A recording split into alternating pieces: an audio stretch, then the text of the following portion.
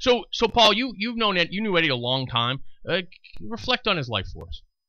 Um, before we get into the politics and the public positions that Eddie took, I think it's always a good idea to look at the person.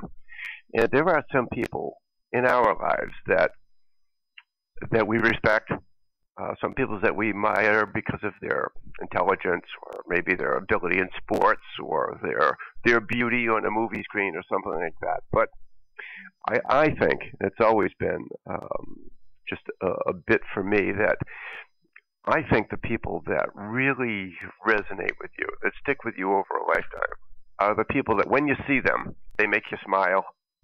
When you walk down the street and you run into that person and you're just happy that you did, regardless of which side of the plate you hit from, whichever political spectrum you're coming from, which side you're coming from, it's somebody like that. Eddie Johnson was one of those guys.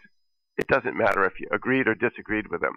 He was just, when you saw him, you knew you were going to have a 5 or 10 minute conversation with him that was just going to be so much fun, so enlightening, and you're glad that he brightened up your day. So that, I think, from the personal perspective, is something I always liked about seeing Eddie Johnson on the street. Agreed. He just was a lot of fun, and not everybody is these days. He had that smile, he had that good humor, and you never really knew what was going to come out of his mouth. Oh, you didn't, because in my political career, in my service with the public, you run into all different types of positions, points of view, perspectives. But Eddie was a person that you could disagree with politely and actually have fun doing it.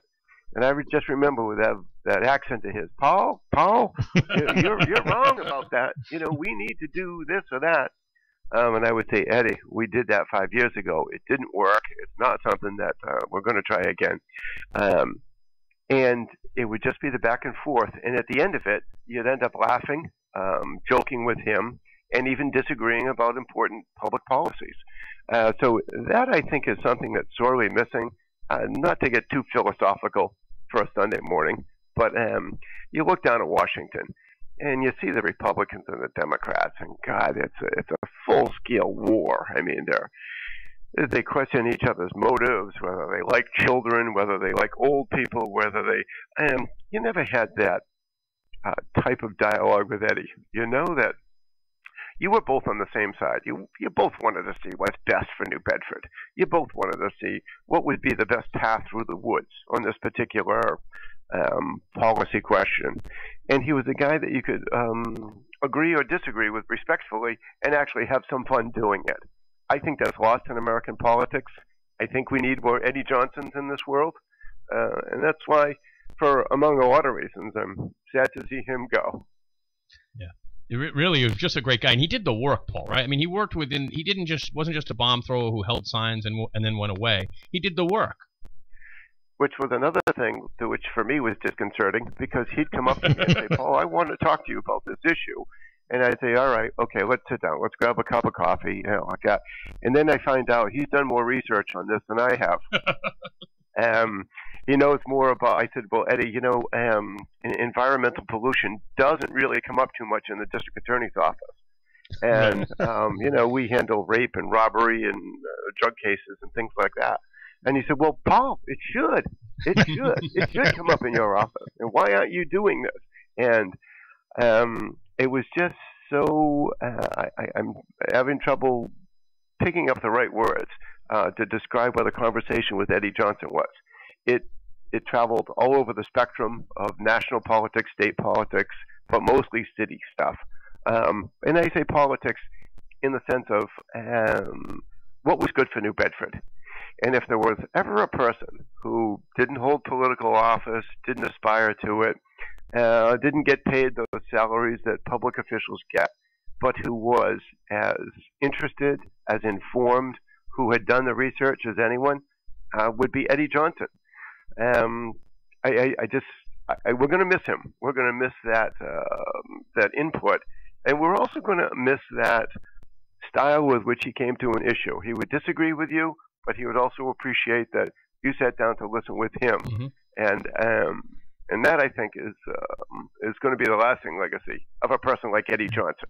That he could disagree, he could voice an opinion, he could be very strident in some of the things he was saying, but at the end of the day, geez, you end up liking him. And I think that's the best requiem that we could have for Eddie Johnson. You know, sometimes, Paul, if you were on your game, you could argue Eddie out of an issue, and then he would immediately say, "Yeah, you're right," and go on to the next issue. He would, and you know, Jack, that's rare. You find people in politics or public service these days that even when that chess game is over and you know they've been into checkmate, they still aren't going to give up. Eddie would say, "You know what? You make a good point about that," and I did because I did know a little bit about criminal justice. And whenever we had some of the talks, and I'd talk with him, and he'd say, "Well, why don't you do this?" I said, "Well, we did this," and I remember issues. I remember they were talking about making inmates at the House of Correction or something pay $5 a day fine or something like that. And Eddie and I both agreed. We said, you know what? The problem is there. And Eddie said, well, I'm against it. I said, why are you against it? He said, I'm just against it. And he said, why are you against it? I said, because it's not going to be the inmates that pay it. It's going to be their mothers that pay it. And Eddie said, Paul, I never thought of that. You're right. It is going to be the moms that are going to come in every day with a $5 bill to pay their sons whatever that charge would be. And he was open to that. So there he was, set in one way when we were talking about an issue. And 10 minutes later, Jack, you're absolutely right. He'd say, you know, I see the wisdom in that. Okay, you know, but that was rare because Eddie was right most of the time. Well, thank you so much. We've been chatting with Paul Walsh, former district attorney, Paul Walsh Jr., former district attorney here of Bristol County. Paul, thanks so much for spending some time with us this morning on what is considered an early morning for you, sir. Although I know you've gone to church and now you came back and took a nap. And one of the last things I want to leave you with, you know, when you talk to Eddie about all the different things, he was far more correct. He was far more accurate, and I think he was right on more issues than Jack Spillane has ever been right on in his entire career.